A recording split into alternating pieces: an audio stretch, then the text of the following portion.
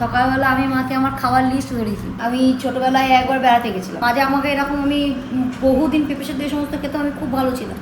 কুমড়ো লাউ সেদ্ধ 100 টাকা দেখে আসবো, কিন্তু এই সুযোগে চুলে তেলটা তো দেওয়া হয়ে যাবে। মা তালে লুচি করবে, তালে রুটি করবে, তালে পুলুরি করবে, কারণ আমি পেরে উঠতাম না। আমি যদি একেবারে না খেয়ে থাকতাম না, আমার শরীর এমনিই ভালো নেই। আর তুমি জানো না, এই চুরি করতে যাবো একটু বেশি করে পুণ্য লাভ করে নি। সেই 5টা আঙুল যখন সমান নয়, 5টা মানুষ সমান হবে না।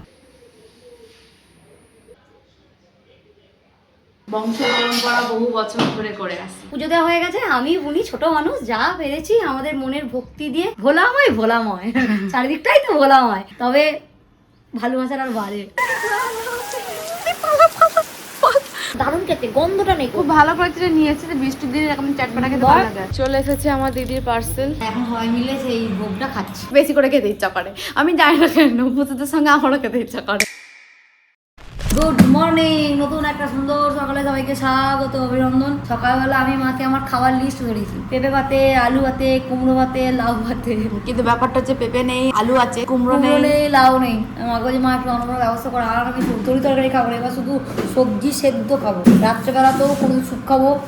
আমাদের বেড়াতে যাওয়ার প্ল্যান হচ্ছে, বেরিয়ে এসেও এরকম একটা কিছুদিন এরকম একটা থাকতে হবে, কারণ আমি ছোটবেলায় একবার বেড়াতে গেছিলাম, দীঘা গেছিলাম আমার একটা ট্যুরে, অনেক ছোট তখন। আমাদের টিউশন থেকে নিয়ে যাওয়া হয়েছিল। এবার বাইরে গেলে তো খাওয়া দাওয়া ঠিক থাকে না, ওখানে যারা অ্যারেঞ্জ করেন তারা যে সবসময় টাটকা ব্যবস্থা করেন, বা যেগুলো কেনাকাটা করে খাওয়া হয় সমস্ত কিছু তো টাটকা নয়। দিয়ে ওখানে গিয়ে আমার খুব শরীর খারাপ, তার মধ্যে জল জল খেয়ে নিয়েছিস। পড়েছিল পেটে, খুব শরীর খারাপ। তো ওখান থেকে আমি শরীর খারাপ নিয়ে ফিরি এবং বাড়ি এসে আমাকে ভর্তি হতে হয়ে গেছিলো, এবং আমার প্রায় 17টা স্যালাইন পড়েছিল, এবং আমাকে প্রায় অনেক দিন হসপিটালে ভর্তি থাকতে হয়েছিল। আমার পেটে ইনফেকশন 1.5 মাস। তখন এই পেঁপে সেদ্ধ এই সমস্ত খেয়ে আমার পেটের অবস্থা খুব ভালো ছিল। এবার তারপর থেকেই ডাক্তার আমাকে বলেছে তোমার পেটে একটা ইনফেকশন আছে, ইনফেকশনে তুমি বেশি রিচ খেলেই বাড়বে, কিন্তু গ্রো করবে। মাঝে আমাকে এরকম আমি বহুদিন পেঁপে সেদ্ধ এই সমস্ত খেতে আমি খুব ভালো ছিলাম, কিন্তু বাড়ির পুজো থেকে একেবারে টানা এখনো অবধি আমি তো চব্বচস্য খাচ্ছি, এটা ওটা সেটা একদম। সেই জন্য মাকে বলছি মা বন্ধ করে দিতে হবে, আমাকে আবার ওই সেদ্ধর লাইফে ফেরত আসতে হবে। সেদ্ধই জীবন, যদি ভালো করে পেটটাকে আমার ভালো রাখতে হবে, পেটের অবস্থা খুব খারাপ। এই কারণে আমি সকাল থেকে মাকে এই ধরনের লিস্টগুলোকে ঝুলিয়েছি, যে আমার পেঁপে সেদ্ধ, আলু সেদ্ধ, কুমড়ো সেদ্ধ, লাউ সেদ্ধ, ডিম সেদ্ধ। ডিম সেদ্ধটা আমি খাই, পেঁপে সেদ্ধ দিয়ে মা ভাতটা মাকে ডিম সেদ্ধটা পাশে দিয়ে দেয়, আমি খেয়ে নিই। আর এই তেল মশলা দেওয়া তরকারিটা আমার খাওয়া যাবে না। মা কি বুঝলে? যেখানে বেড়াতে যাবো হ্যাঁ, সেখানে হোটেলে গিয়ে বলে দিবি দিদির পেঁপে সেদ্ধ, কুমড়ো সেদ্ধ, লাউ সেদ্ধ, আলু সেদ্ধ। ঘুরে আসার পর এখানে যে দুদিন আছে সেদিন সেদ্ধ খাবো, আর হোটেলে তো আমার জন্য কেউ সেদ্ধ, হোটেলে রান্না এমনি সেদ্ধ হবে। কিন্তু ওখানে সেদ্ধ যদি বলে কুমড়ো আর লাউ সেদ্ধ যদি বলে 100 টাকা, কুমড়ো লাউ সেদ্ধ 100 টাকা দেখে আসবো। সকাল সকাল বসেছি এখন চুলে তেল দিতে। সকাল থেকে আজকে ঘুম থেকে উঠেই না কেমন সে ঘুম ঘুম ভাব, ঘোর ঘোর লাগছে। মায়েরও তাই, যে চা খেলাম, মা বললো মামা চা খাই চল, চা খেলে তাহলে ঘোরটা কাটবে। ঠিক আছে চা খেলাম, চা খাওয়ার পরও সেই এক নেতানো নেতানো ভাব দিয়ে মা এখন দেখি চুলে চ্যাপ চ্যাপে করে তেল দিয়েছে। আমি বলছি মা তুমি চুলে তেল দিয়েছো? বলছে ওনা চুলে তেল দিলাম, যদি এই ঘোরটা কাটে প্রচুর ঘোর, ঘুম যেন মনে হচ্ছে আরও ঘুমায় এমন অবস্থা।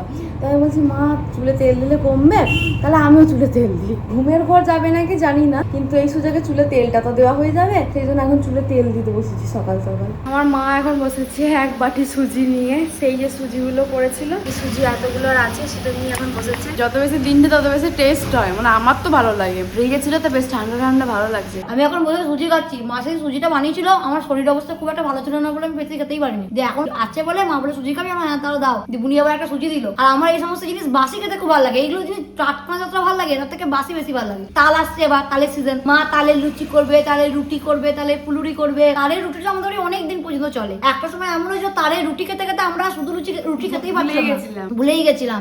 এত সুন্দর লাগে তালের রুটিটা খেতে। তো এগুলো বাসি খেতে খুব ভালো লাগে, আমার তো ভীষণ ভালো লাগে। যত তেলগুলো তো মজা বেশি। ঘরে সমস্ত কাজ করা হয়ে গেছে, এবার স্নান করতে যাবো। শ্রাবণ মাসের প্রথম সোমবারে তোমাদের সবাইকে জানাই অনেক শুভেচ্ছা। ভোলা সবার মঙ্গল করুক, সবাইকে ভালো রাখুক, সকলের সৎ মনস্কামনা ভোলা পূর্ণ করুক। আমি আজকে একটা মায়ের সুন্দর শাড়ি পরেছি, এই শাড়িটা আমার খুব ভালো লাগে।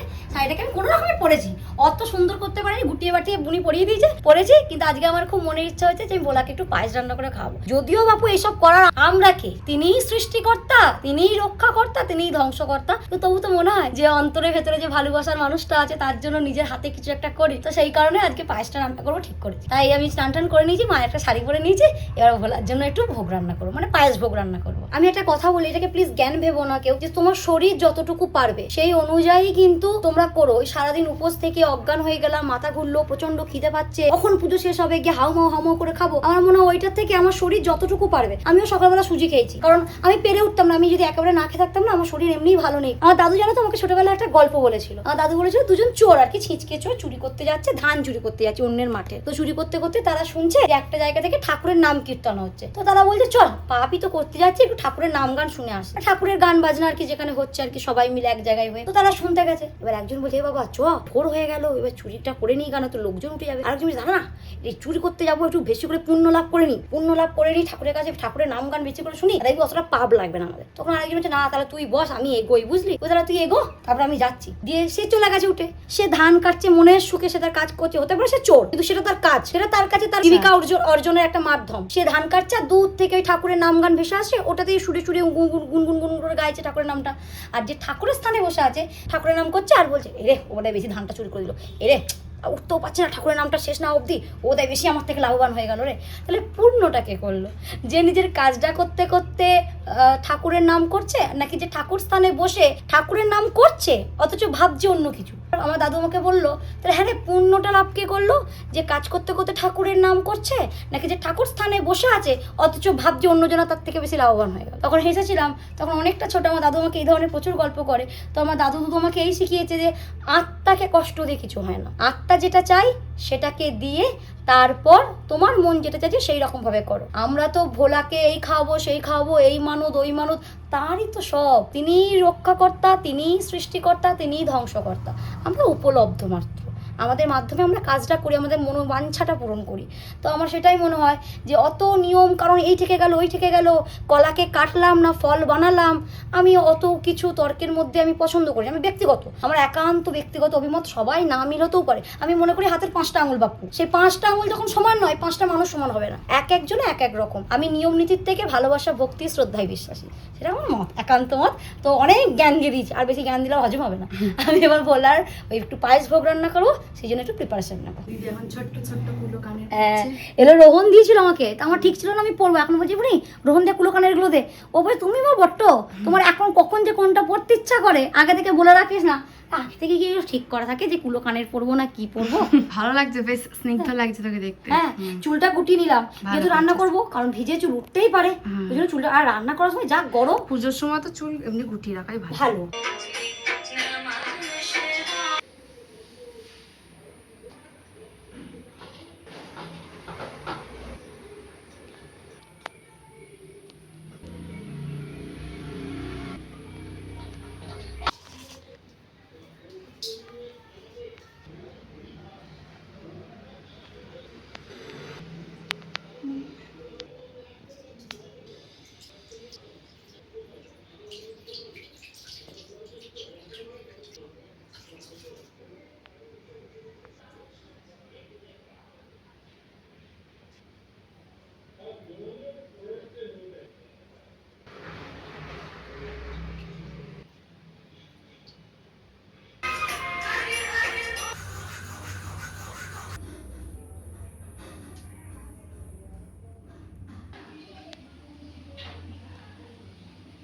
আমি যে শক্তি বলে গেছিলাম গাড়ি বের করতে, দিয়ে দেখি পদ্ম ফুল বিক্রি হচ্ছে ফুলের দোকান। আমার এত ভালো লাগলো দেখে যে আমি তাহলে একটা নিয়ে যাই।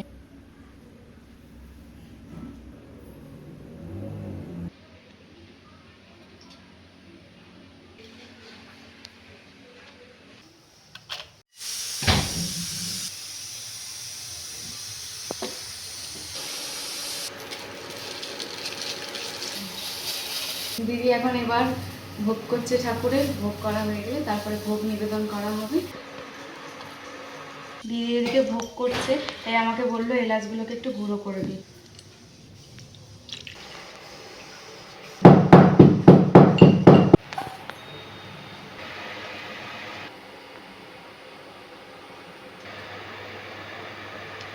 আর ঠাকুর এখন নিয়ে যাবি। আর যে কাজটা আমি বংশ পরম্পরা বহু বছর ধরে করে আসছি, সমস্ত ক্ষেত্রেই তাই, এই জল এগুলো আমাকেই ধুতে হয়।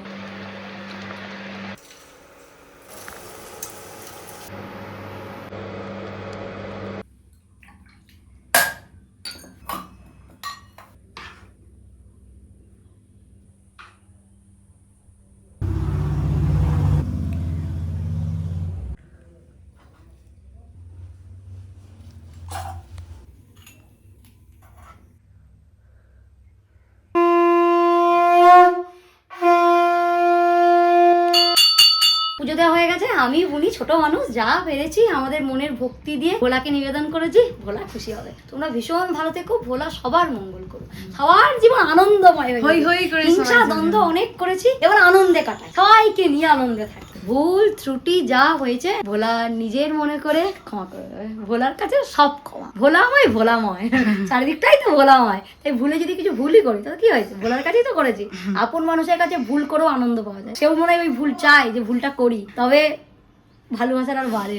এদিকে সবাই খেতে বসে গেছি, আর এক কড়াই আলু ভাতে করেছে আজকে আমার মা। আজকে আমাদের দুপুরের মেনু সাদা ভাত, সঙ্গে ঘি যেটা গলে গেছে, ভাতের সঙ্গে ভালোবাসা হয়ে গলে গেছে, সঙ্গে রয়েছে খয়েরি রঙের মায়ের হাতে ন্যাড়া করায় আলু ভাতে, আর রয়েছে পেঁপে ভাতে। দিদি খাওয়া দাওয়া হয়ে যাওয়ার পর তুই চ মা ওই ঘরে যাবি, ভিজবি, কিন্তু বেড়াতে যাওয়া আছে যে সামনে, মাকে ভালো মেয়ে বুঝি বলে দিবি না তো, যে আমি বলেছিলাম। কিন্তু ইচ্ছা করছে ভিজতে, এক পাক ঘুরে চলে আসি চ।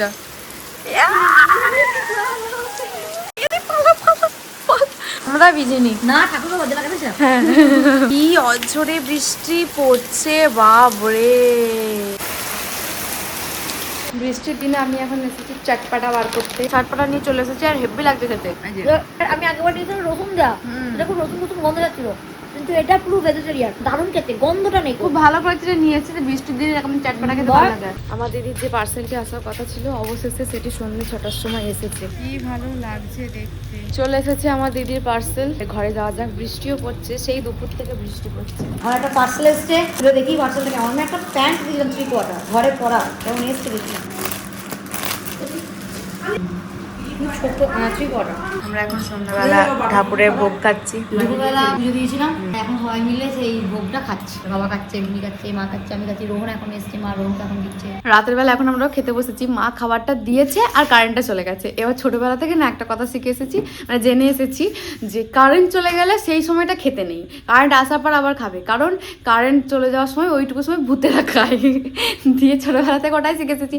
আর আমার না এত বাজে একটা স্বভাব, যেটুকু সময় কারেন্টটা থাকবে না, কারেন্টটা চলে যাবে, আমার সেই সময়টাই বেশি করে খেতে ইচ্ছা করে। আমি জানি না কেন, ভূতেদের সঙ্গে আমারও খেতে ইচ্ছা করে। আমার আবার কারেন্ট চলে গেলে খেতে বেশি ভালো লাগে, কারণ ওদের একটু পোকা টোকা পড়ে তো, ভূতেরাও খায়, সঙ্গে দুটো পোকাও পড়ে, সেই সঙ্গে এরকম ধরনের কথাবার্তাগুলো যদি আমি কখনো কখনো বলি যে এই চলে গেলে ভূতেরা খায়, বা আরো এরকম হয় না, ছোটবেলা থেকে একটা কাহিনী শুনে রেখেছি। আমার দিদি এখন তার পেছনে এখন লজিক বোঝায়, তখন আমি ভেবে দেখি হ্যাঁ তাই তো, এটাও তো হতে পারে। বলছে হ্যাঁ আগে তো আমাদের এরকমই শিখিয়ে রেখেছে, কিন্তু বিষয়টা ওর পেছনে একটা কারণ আছে। এমন ভাবে শিখিয়ে রেখেছে, ভূত আপনি মনের মধ্যে জাঁকিয়ে বসে গেছে যে ভূত আছে, ভূত খাচ্ছে মানে এখন খাওয়া যাবে না, খাচ্ছে মানে এখন খাওয়া যাবে না। এখন যদি আমার সঙ্গে ভূত খায়, আমিও হাত বাড়াচ্ছি, ভূতও যদি হাত বাড়ায়, হাতে হাতে যদি টাচ লাগে, ভূতের কি হাত পা আছে?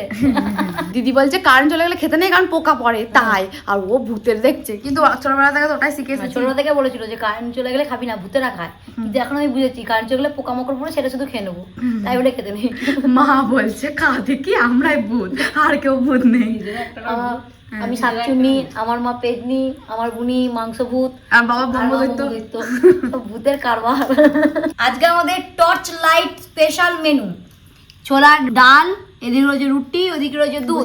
আমরা দুধ খাবো না? না না, দুধ না খেলে হবে না, ভালো ছেলে। আজকে অন্ধকার, আজকে দুধ খাওয়াচ্ছে না, অন্ধকারে দুধ খেতে নেই, কোথায় লেখা আছে? আরে কারেন্ট ফাইট তাহলে তো ঠিক আছে, কিন্তু কারেন্ট নেই, কিছু কেন অন্ধকারে দুধ খেলে কি হবে, গ্যাস হয়ে যাবে? কিছুই হবে না, একেবারে বাহানা দিচ্ছি। বোঝার চেষ্টা কর, করতে হবে। কে নে